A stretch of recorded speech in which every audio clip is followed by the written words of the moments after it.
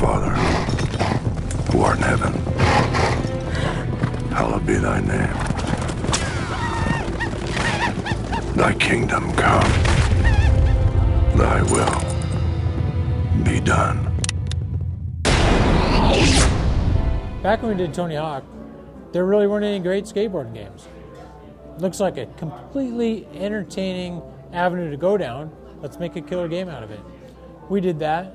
We kept churning them out. We're making them better. This year's game is going to be the best Tony Hawk game we've ever made. But at the same time, we got to do something different. We got to just prove to everybody out there we can kick your f***ing ass. All right. So maybe we should do a Western. Nobody's done a Western and really kicked some fucking ass at that, have they? So that's essentially the impetus for the game. We started to research the Old West, and the further we dug into it, the more we were just like drawn into this shit is unbelievably cool. There's just so much material that you can draw from in this mere 30-year time span from 1860 to 1890. What we wanted to do was create the West as we felt it needed to be created. So we created a massive streaming world, completely organic.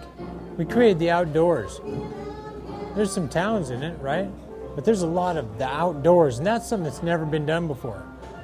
So once you create the outdoors in a streaming environment where you can just go anywhere, then you're going to need to guide the player through that world.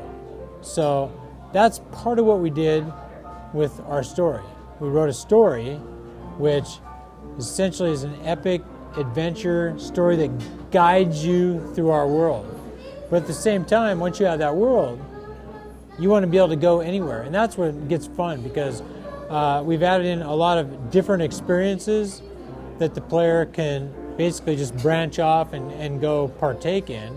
Pony Express riding, bounty hunting, just flat hunting. Hell, man, you ever gunned down a big, huge 7-point bull elk? I haven't, but I want to, right? So that's what we're talking about here. And once you have that world created, it gets really easy to start adding in the remaining experiences that a player would have actually run into had they been alive 100 and some odd years ago. And there's poker too, man! Right. A lot of our research really came from reading books, going back to all the way back to things that were written like 1880s, 1890s, and reading through that old artwork, things like that, because we really wanted to go back and take you as closely to that period of time as we could actually do it. So you're going to make a Western game. There's a couple fundamental things that you need to take care of.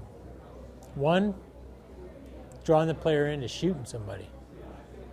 So if I'm going to be dusting you right now, and I want to get the real feeling of gunning your ass down, I might want to go into slow-mo so I can watch you dance as bullets start pinging through your body, in the chest, out the back, blood's flying everywhere.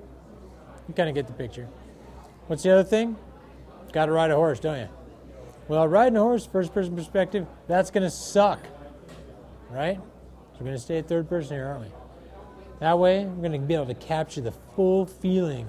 Riding into battle, horseback, full range of motion. You can move the horse this way, that, spin around, front and back, drilling dudes left and right. So picture Outlaw Josie Wales. He's on the boardwalk, and down the street, sizing these boys up. And who's he pick? Picks the guy with the crazy eyes to shoot first, right? That's pretty much what we're talking about with the slow-mo mechanic. What we want you to do is be able to get into a situation where you've got a group of guys in front of you, and you're going to be able to start judging out who do I need to make dance first. And we're going to be able to toggle left-right, using left-hand thumbstick, between different enemies within that scene. And then we're going to take and build that meter up and keep it going based on how you start scoring on making the boys dance. Multiplayer, online, all that kind of stuff. Well, let me just put it to you this way. Gun number one, single player, epic adventure, foundation for the future, things to come. Neversoft's always been a multi-platform developer, right? And our goal is to entertain each individual game player on their own individual system. So essentially the games are all going to be, differentiated system by system based on the system and what the system can do. So we want to give everybody essentially the best experience we can, system by system. And 360 is gonna kick some gun. This game's gonna kick your ass. Check it out in the fall. No, I don't want to answer that one. Time's up.